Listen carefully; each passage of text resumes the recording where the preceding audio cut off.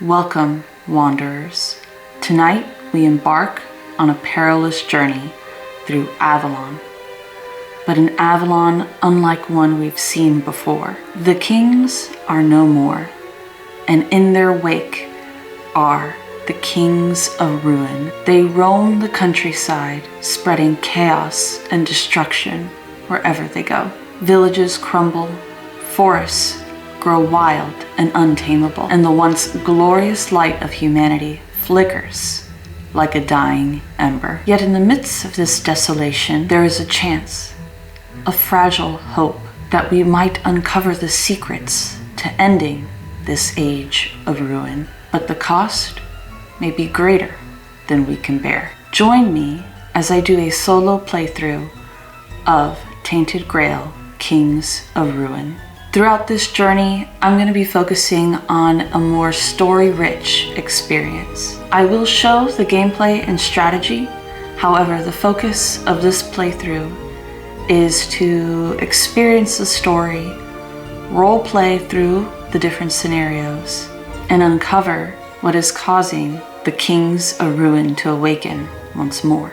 So whether you're here to lose yourself in the story, unwind after a long day, or join us while you work, join me as we explore the haunting world of Kings of Ruin. In this first episode, we'll step into the shoes of our unlikely adventurers, learn the basics of survival in Avalon, and take our first steps toward unraveling the mystery of the Kings of Ruin.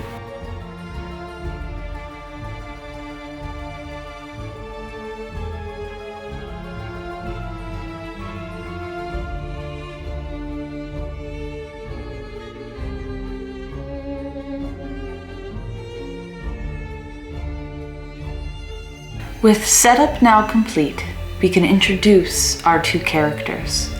In this campaign, I will be playing solo and controlling two characters as we journey through Avalon. The first character is Gerdwin. She is a sellsword from a famous and powerful mercenary group. Our second character is Osbert. He is a trickster and gambler who travels the world with his pet weasel, Clyfar. We start our campaign in the Shunned Lands. Once fertile farmland, now a dreary waste, punctuated by the wooden carcasses of abandoned windmills. I have completed the Chapter 1 setup with the correct encounter decks and the first encounter on top of each. Let us begin our journey through Chapter 1. None of you are strangers to the Trail of Avalon. After all, you've already journeyed this network of wild footpaths, waystones, and poorly kept dirt roads. Yet 10 years spent in the safety and comfort of bustling coastal towns made you forget. Worse yet, it made you soft. The trail lays us bare in a painful way. Your legs tire quickly, making your progress slower than you had hoped. The cold of the night spent without a campfire to avoid drawing attention of the brigands who watch the trails like hawks bites harder than you have imagined. After days of hardships, you finally meet another traveler heading in the same direction, and your heart jumps with hope.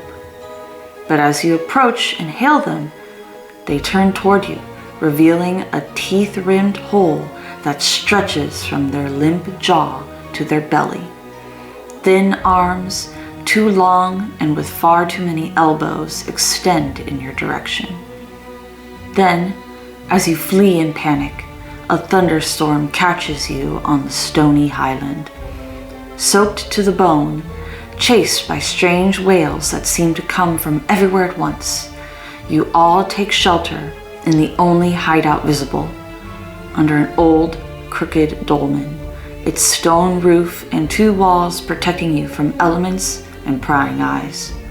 There, you meet one other, travelers bound to the same fear and pains. As you wait for the storm to pass, you discover you are also heading in the same direction, north, toward the mountains of central Avalon and the King's Pass.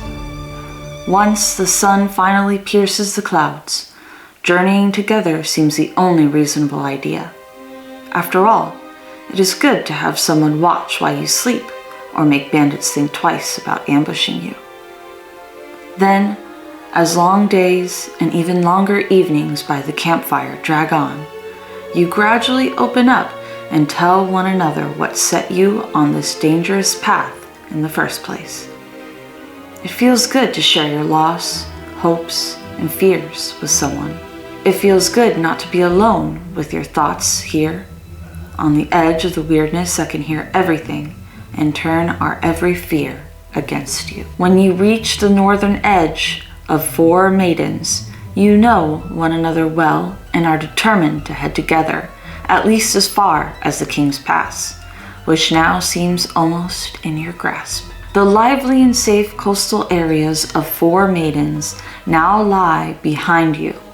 The path ahead, uphill and desolate, glistens with morning dew and floating wisps of opalescent weirdness.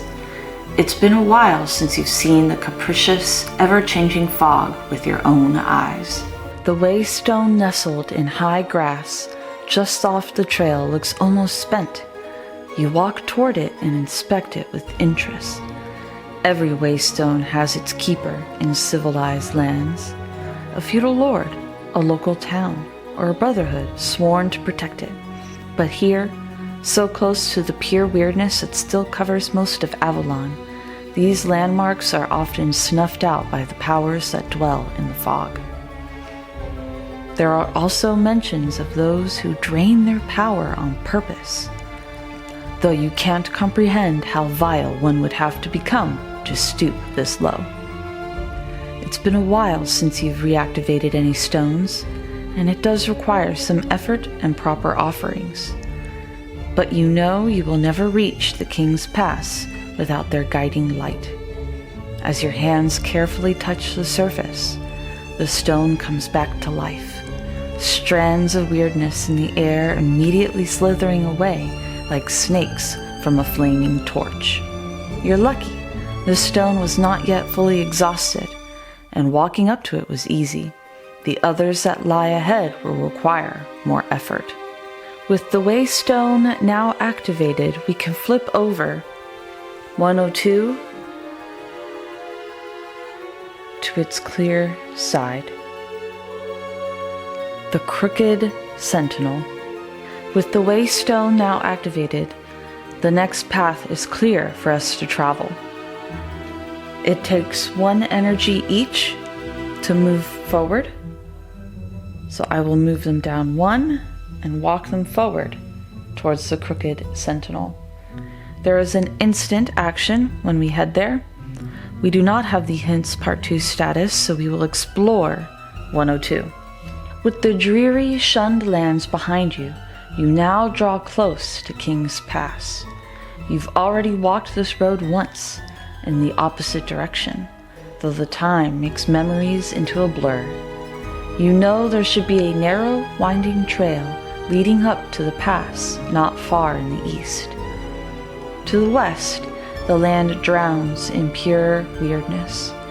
You'd rather not take that path, as each step through this ever-shifting mist is a real danger. And spending a night in its coils can cost you your life or sanity. Still, they say that adventurers brave enough to walk beyond the lights of the waystones sometimes find things that wouldn't be possible otherwise, for better or worse. We have connected 103, which will face its good side since it is connected to the waystone, the stone chorus, as well as 104, which is not connected to a waystone, and therefore on its weirdness side. We could either continue exploring the Crooked Sentinel or head straight to the stone chorus and see what is going on there.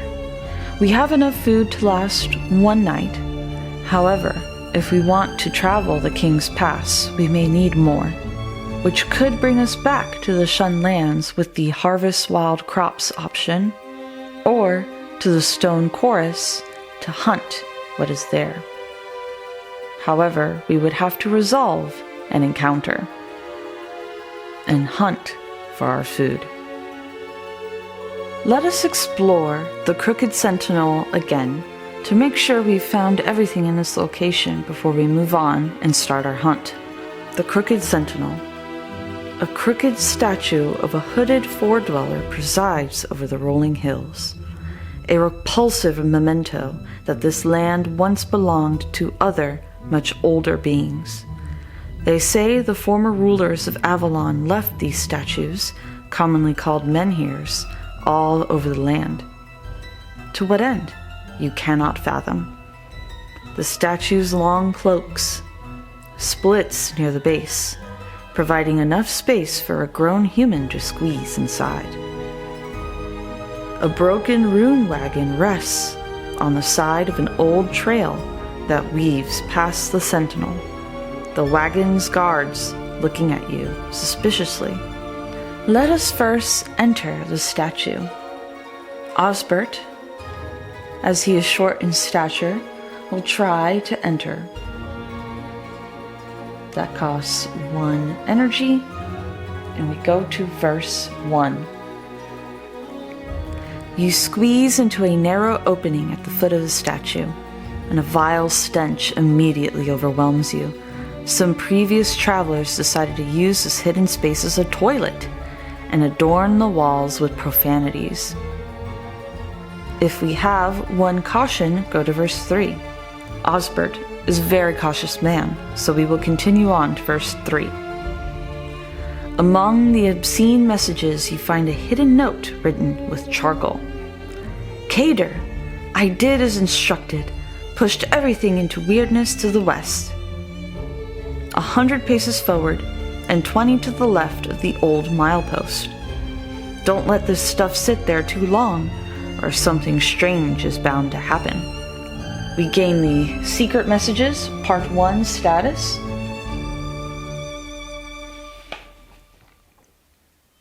And a new lead. Someone has hidden something in the west. Right now, we look to be around here. So I would think whatever it was hidden potentially over here, towards 104. And exploration ends again. Now let us approach the broken rune wagon. They seem to eye us suspiciously, but maybe we could help. Rich nobles of Avalon often travel with wagons like this, ironclad mammoths of thick oak, walls adorned with runes meant to ward against weirdness. Yet, all this arcane protection did nothing to save the wagon from a broken axle. 2 men-at-arms and a coachman now try to repair it, but the wagon's sheer size and weight make it almost impossible. With enough practicality, we can help them repair the axle, or force ourselves into the wagon, which seems very aggressive and does require 1 aggression. Ask them where they are going, or why they fly the banners of a dead kingdom, and it requires Gerdwin. Gerdwin has noticed that the flag that they fly is from an older time and an older kingdom. Let us ask them. One thing about the rune cart immediately catches your attention. A tattered flag depicting 2 golden boars on a green background. Even after all these years, you'd recognize this coat of arms anywhere. You fought your first battles in its shadows. You've bled and nearly died for it.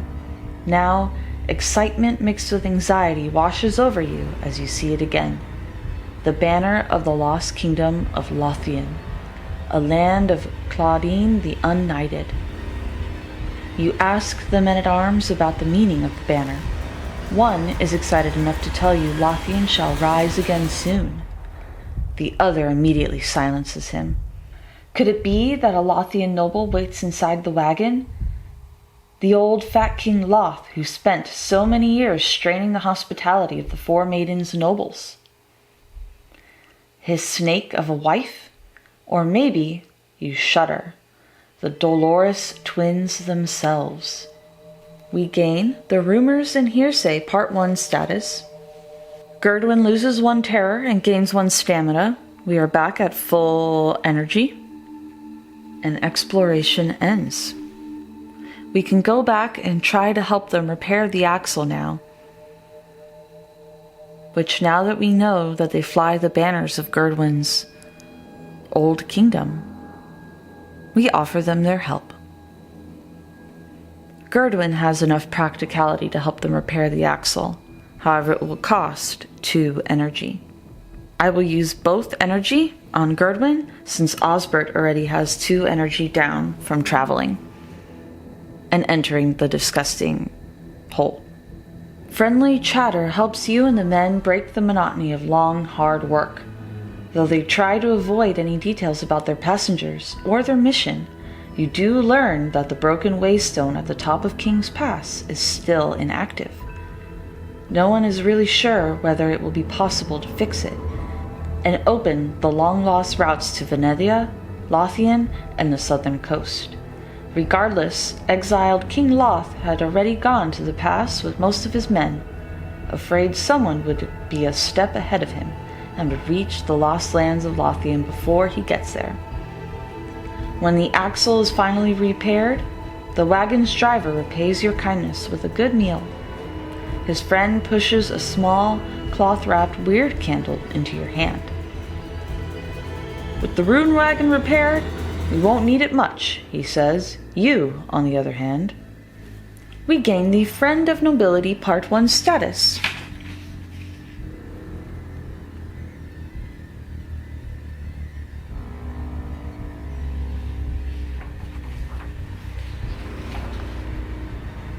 One food per character, which means we may not need to hunt anymore.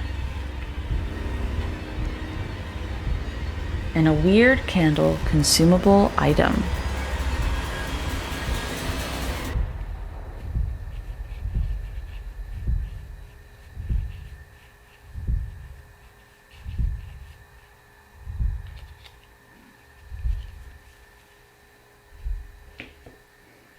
One last option we can do at the Crooked Sentinel before we move on is search the mounds beyond the statue. A child foraging for food among the hills notices you and runs towards the windmills to the south.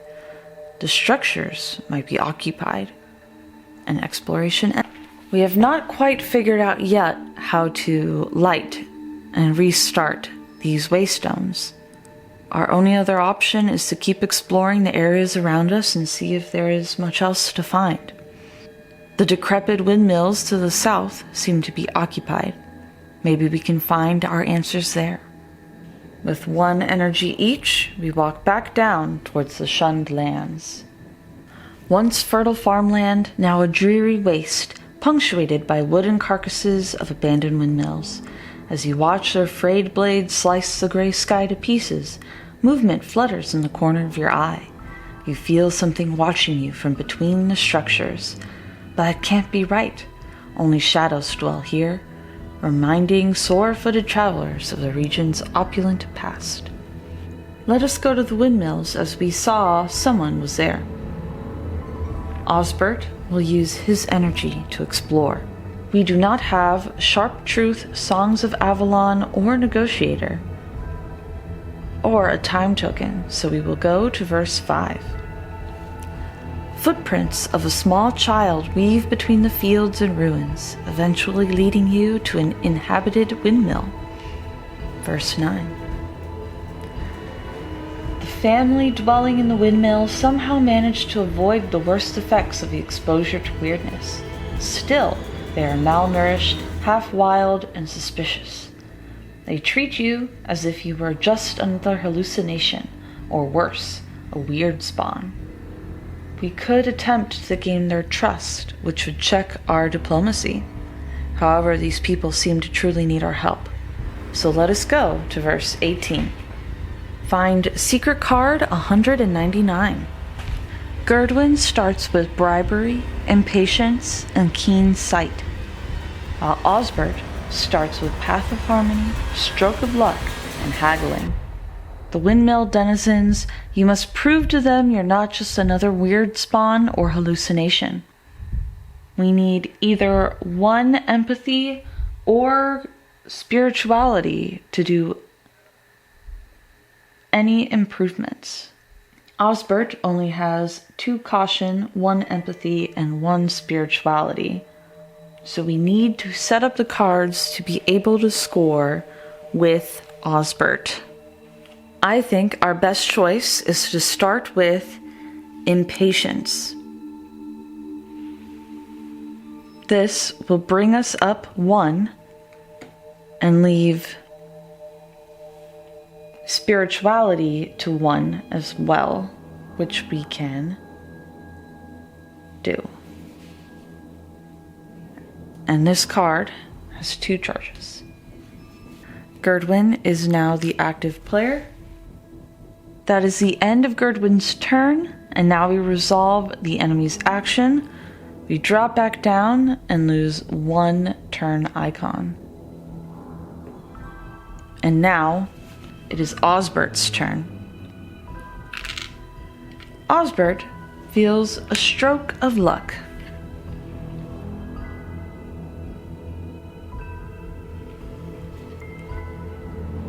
With that there, we are able to then roll the die.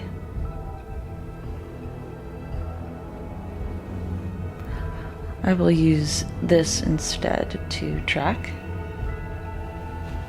and see if we get lucky.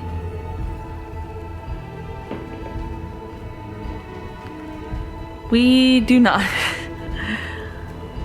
He does not have any luck, and we actually go back down. However, we can continue to play more cards. We will then do the Path of Harmony to move up 1. If we choose to move up 1 more and then end our turn, it would cause us to go to the gray, and then it would go back down to red, and we would run out of turns and therefore lose. So our option to guarantee that we have more time is to gain a turn and gain a card. So we're going to gain a turn. He's going to pull from the Diplomacy deck and gain Unexpected Idea. And then that is the end of his turn. We move back down and go back to 2 turns. Gerdwin is now the active character. We are going to pay a charge to remove the Path of Harmony and discard it. So that way we have a ×1 and 1 spirituality open. The ×1 will allow Gerdwin to play the bribery card and also play 1 more card after that. With bribery in play, we are going to use our 1 wealth to move up 1. She will then play Keen Sight. This will give us a ×2 at the bottom, which should hopefully help us be high enough to win this encounter with the Unexpected Idea.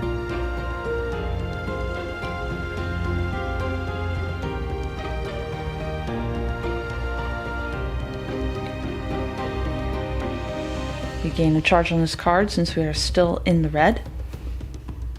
She ends her turn there. This goes back down 1. We have 1 more turn left. However, we have several options. We will play the Unexpected Idea to both go up 2, as well as have another turn. We also get to place the top card of our deck at the end of the sequence and resolve it.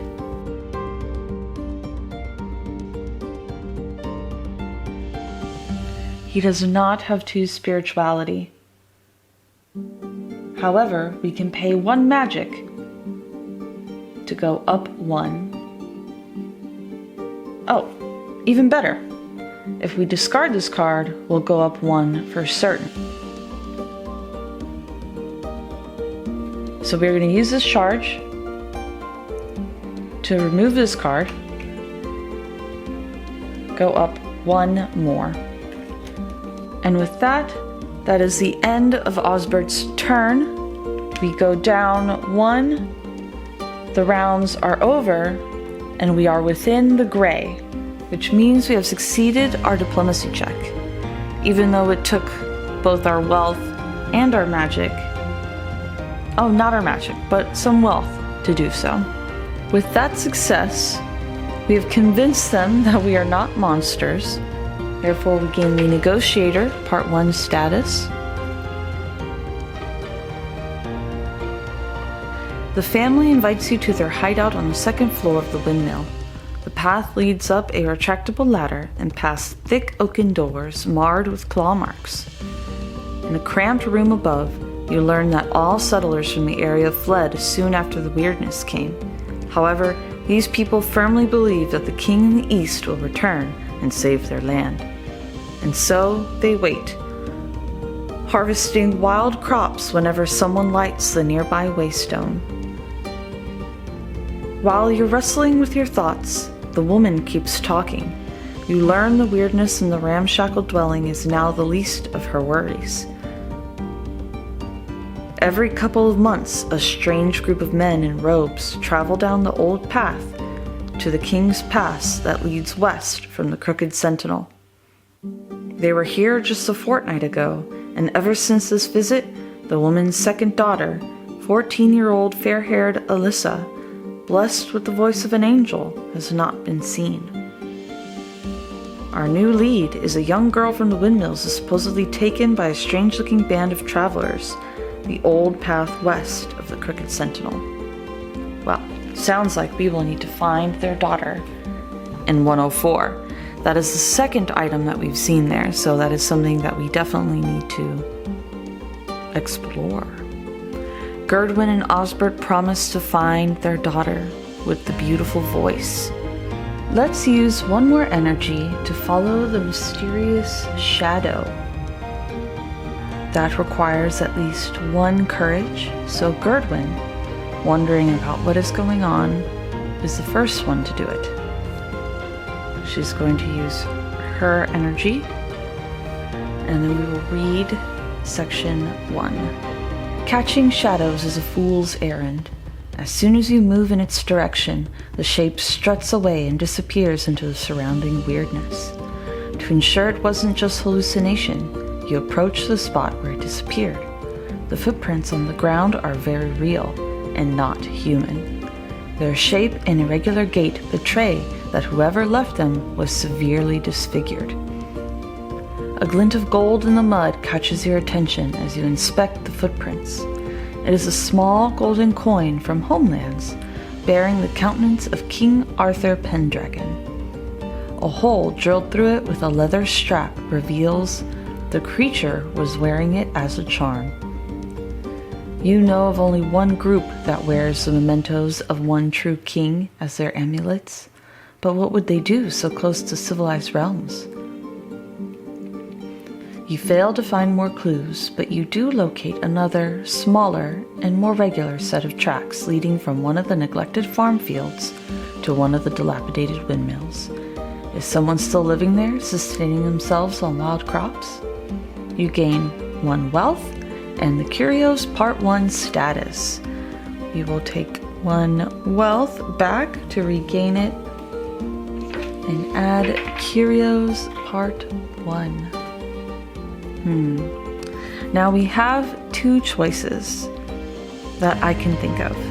We could either travel back to the Crooked Sentinel, perhaps get a dream that will help us uncover what to do next, or stay here and harvest the wild crops to gain 1 food. We do have plenty of food, however, so I think trying to progress without taking too much time is our best bet. Our heroes are in a hurry to complete the quests that they were set upon. So for 1 energy each, we are going to move them both to the back to the Crooked Sentinel. And with that, we will end our day. The heroes set up a camp, and we go through the end of day events. First, we will rest, which brings our energy back up to max if we are not exhausted, which we are not. Recover, we can pay 1 food to gain health, energy, and lose terror. However, we are max on all of those things except for the bonus energy. So I do not think we need to pay food to recover. We can save our food. Suffer from weirdness. However, we are in a place that does not have weirdness, so we do not suffer from that. We don't have any experience to level up. We don't have to modify our decks. And now we will read a vision. Visions occur when you are in a space with what looks like this icon here. And some are good, some are bad. Let's see what this one has in store for Gerdwin and Osbert. In your dream, you travel through a strange, unknown land, seeking shelter from clouds of weirdness in the shadow of 4 dweller statues, similar to the one in whose presence you now sleep, to push back the swirling, opalescent doom that floods from all directions. You must give these silent watchers everything you have. Your meager supplies of food, your magic trinkets, and sometimes even your own blood. What a torturous way to travel. Regardless of your efforts, the statues are always hungry for more. And as you grow weaker, you realize with horror there's only one possible ending. You wake from the nightmare exhausted, but also relieved it was only a dream. For now. We gain the Faint Notion Part 1 status. At the start of the day, you resolve any effects, remove time tokens, flip locations that don't have a waystone, activate any guardians, clear the active events area, and reveal and read a new event card. So let's read what is next, starting with Chapter 1, Part 1. Now that the Waystone is active, you steel yourself for the journey ahead, knowing that reaching the King's Pass won't be easy. You're about to take your first step on a road to the pass when a strange feeling creeps up your back. Is something watching you from the mist? Your initial exploration now ends. You are free to do whatever you wish to pursue your quest. Our quest is to reach the King's Pass, where roads leading to many forlorn lands cross. Based on our map and what we've learned, I believe the King's Pass would be up north past the Stone Chorus. However, we have learned a lot of mysterious things from 104 in that location. We do have one weird candle, which lets us turn this to the non-weird side for 1 turn. I believe we should do that first before we continue on the King's Pass to hopefully find the lost daughter of the people of the windmill and whatever treasures lie over there. So for the first action, Gerdwin is going to use the weird candle to disperse the weirdness. We now have the Strutting Forest. The top layer of soil is gone, taken either by coastal winds or the weirdness. The trees strut on gnarly roots, a parade of strange insects, their legs studded with unearthed minerals. Now let's travel to the Strutting Forest. That will take 1 energy per character, and they will move together into here. When we do that, we look for the next location, 107. And it is on the weirdness side. We have no idea where this waystone on this section of the map could be. So we are going using our small candle to hopefully light the way. The strutting forest. An old path weaves between the trees and heads north. You also notice a horseless cart sitting not far off the path, in a place where thick weirdness used to hang not so long ago. We have a couple options. We could either inspect the glittering unearthed roots, which requires Osbert, who is on this journey with us, so that's exciting. He should inspect it. Or we can search the cart. Let's first inspect the glittering unearthed roots with Osbert. He will be the one using his energy, since this seems to be about him. And we read verse 2. If you have the Weird Harvest Part 1 status, there's nothing more to find. Otherwise, read on. When the roots of these trees were exposed, whether as a result of natural phenomenon or magic, precious minerals previously buried came to the surface. Since then, the travelers passing through the footpath have plucked most easy-to-reach stones, but you're certain that much more can be found in the dark, tight recesses between the roots. Now we have two choices, well, three. We could send Clyfar to fetch some stones. He's our friend, our pet. Oh, my bad. I did not read Gerdwin's negative consequence.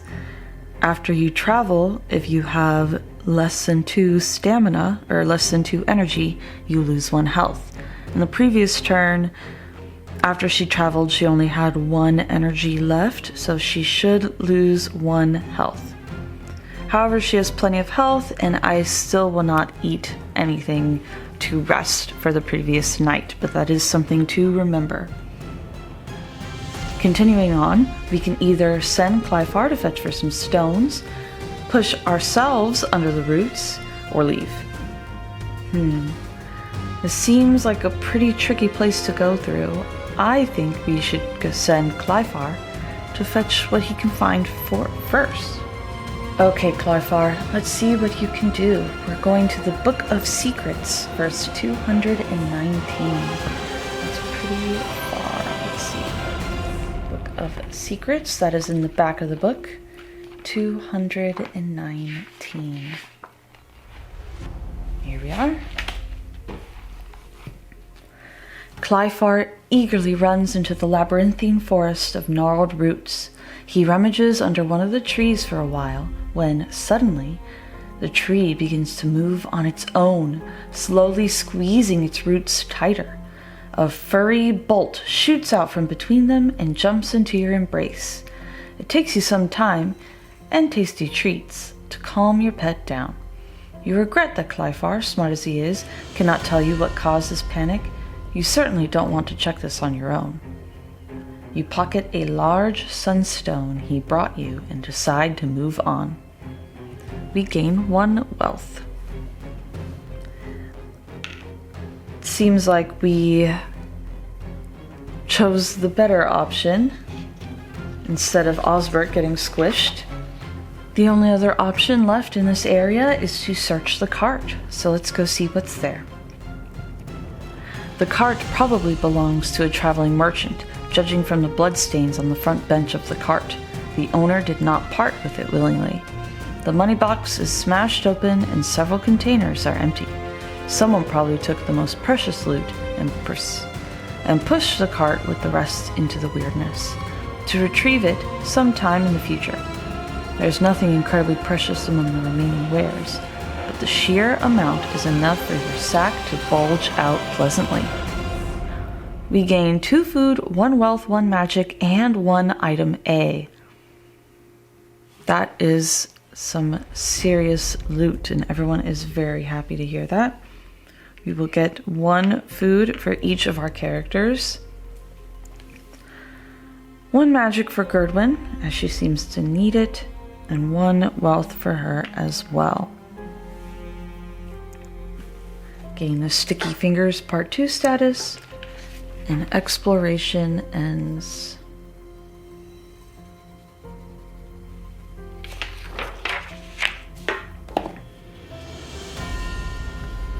Now we can either go back towards the stone chorus and see what's in that direction, or head north into 107 where we see more weirdness. We still have our candle, and the candle does not say this is once per day or round. We can use it as many times as we can. So I think we should continue on while we're here. However, this could mean that traveling back would be a little bit more difficult, as we'll be stuck in a place without a waystone. But with our candle, I think we can make it on. So let's use our candle to flip over 107. The Shattered Battleground. 3 kings of ruin clashed here in an age long past, erasing the local waystone and a nearby Lothian town from existence. Let's each use 1 energy to travel to 107. This will reveal locations 106 and location 108.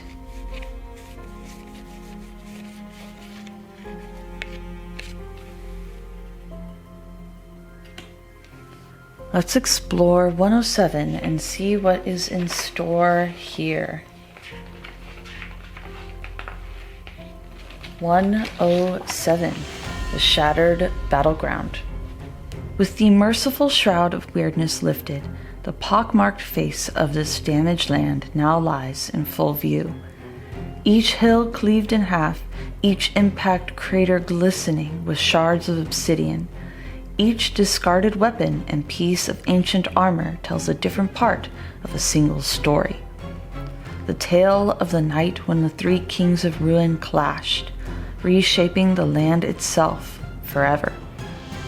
Twisted shapes lurk between shattered stones and deep crags, as if drawn to powers still lingering here.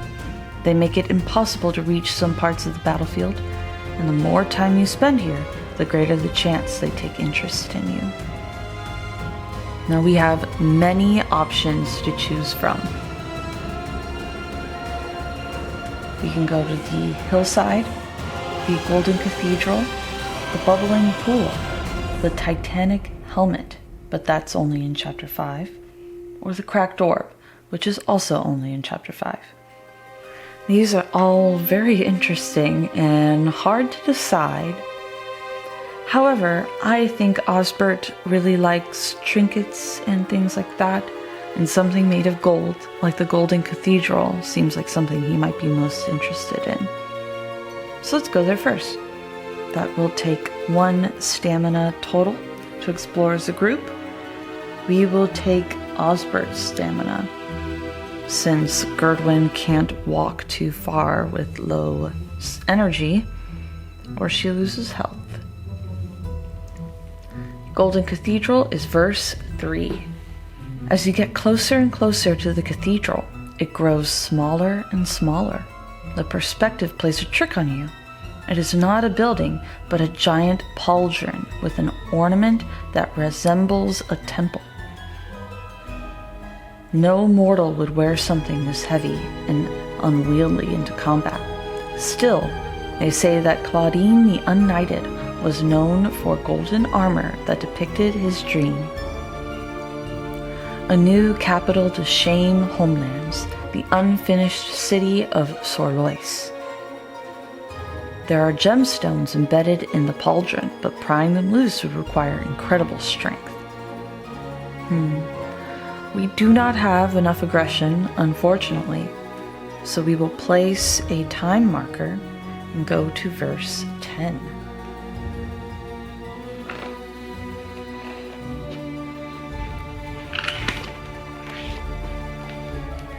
Roll a die and add +2 for each time token on this location. Then check the result. I do not believe it is possible for us to get higher than 6, however, that is ominous. Okay, we got 3 total, however. This does mean we need to be cautious about how much time we spend here. I was hoping to find the girl, but she seems very far away. I don't know if we should press farther north, and maybe she's there, or continue exploring here. The negative weirdness, let's see what the order of the end of day is in the beginning of the day. We suffer from weirdness at night, and then the location is flipped at the start of day.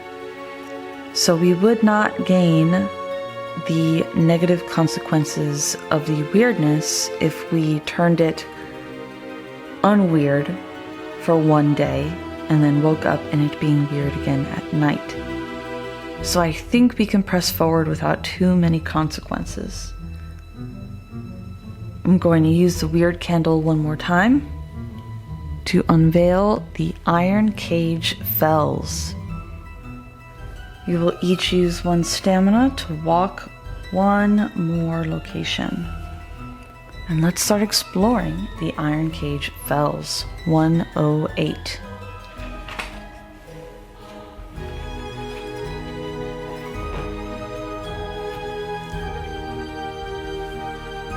This relatively flat slope once extended all the way to the King's Pass, offering an alternative path for travelers heading there. Sadly, it ended when weirdness cut the landscape in half, opening a wide chasm at its top. Iron cages dot the fells, some old and rusted through, some still pretty new, but you are at a loss as to what they could mean. Dead silence reigns over this strange landscape. We get to choose either to search the cages or approach the chasm. Why don't we search these cages first while we still have some energy left? That is 2 energy total, so we're going to move each down by 1 to spread it out more evenly, and then we will go to verse 1. The cages at the bottom of the fells are old, empty, and rusted through. Many are open, though it is impossible to determine whether something burst out from the inside or tore into the cage from the outside. The cages vary in size, though most seem barely large enough to hold 1 sitting human. One of the cages, among shattered bones and rags, you find a dusty object and some scattered coins.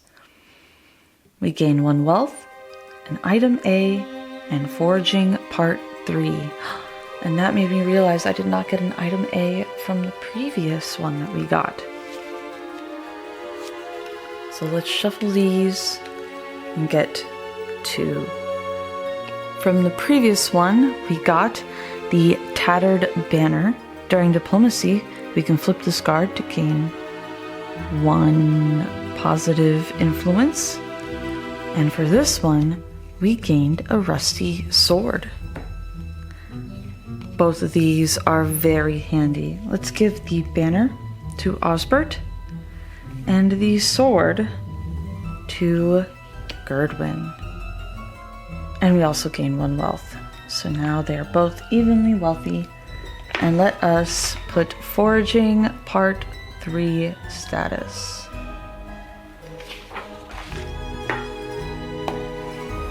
Now we go to verse 3.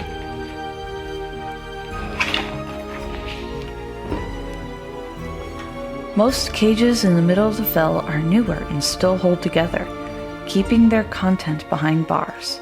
Some imprison gruesome, swollen remains barely resembling anything.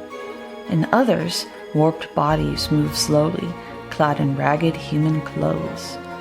If we have Risk Taker Part 1, which we do not, we read on. With your heart in your throat, you're about to move farther up when you notice a thick purse still attached to the belt of one of the living abominations. Do we attempt to snatch the purse? We're trying to survive out here, and for that, we're gonna need money. So let's give it a try. Verse 6. We gain the Risk Taker Part 1 status. Risky.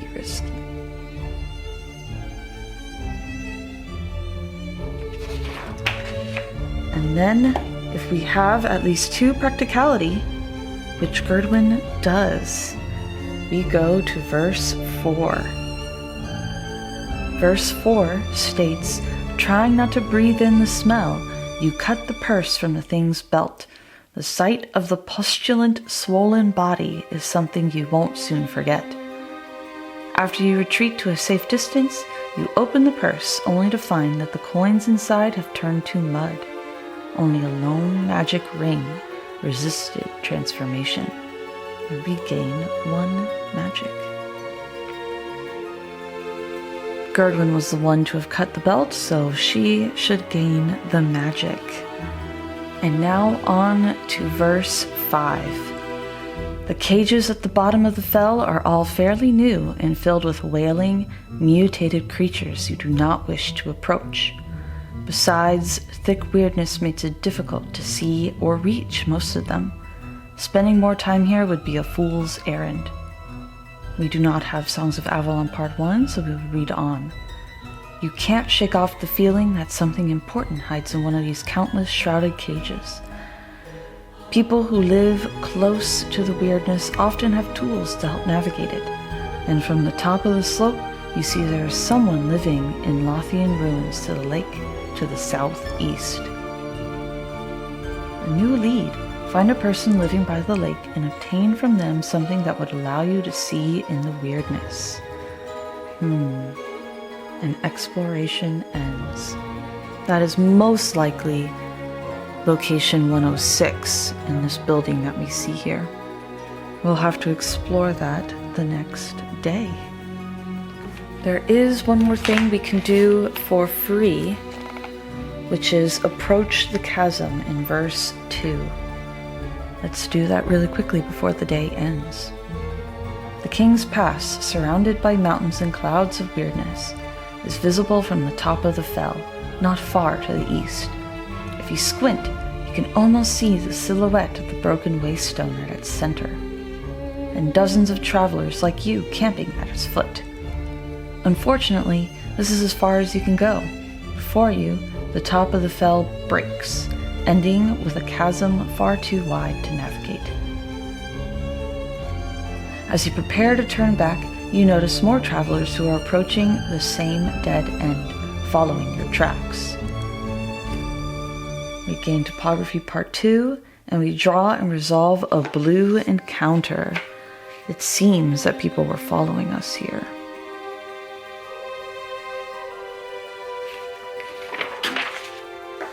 This will be our first combat encounter so far. Let us clear some space so that we can resolve it. Our first this does not encounter. This is another diplomacy.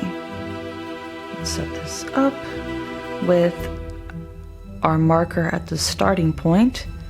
We have 2 rounds. Gerdwin will get 3 cards,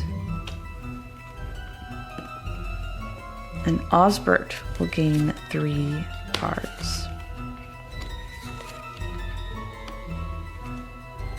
Let's begin.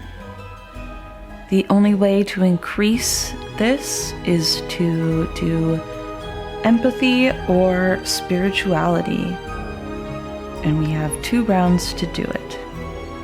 Unfortunately, Gerdwin does not have any ways to gain, so we will have to rely on Osbert to help us. We can start with folklore, as that will bring us up 2 immediately. Stay in the green, however we cannot play any more cards. With that, his activation is over, and we go to the enemy's response. We lose 1 round, and then we lose 1 status. So now we have Gerdwin's turn to round us out. Let's see what we can do. folklore was a difficult one to start with, as Gerdwin does not have any way to raise it just by the bottom marker. However, what we can do is start with a truce, and then we can discard it to draw another card. So let's do that. We now have Stern Command.